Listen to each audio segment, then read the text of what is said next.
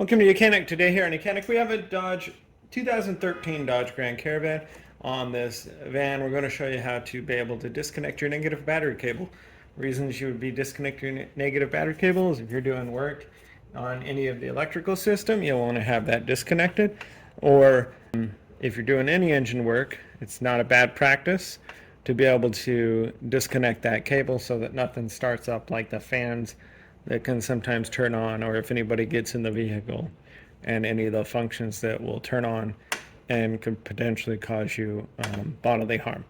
So we've located our battery. Our battery is on the left-hand side of the vehicle, your driver's side. If there's any cover that would be on here, you would want to remove that cover. And then we have our negative cable on the back here. So that's a size 10 millimeter wrench and or socket that you need to just loosen, and then you'll be able to remove the clamp from there. And you just want to make sure that you get that somewhere where it's not going to rattle and move and touch that negative cable while you're working on the vehicle. And so that's how you would disconnect it, and then just to tighten it back on in the same fashion when you're done doing what you need to do there. Thanks for watching YOUCANIC, where you can be the mechanic.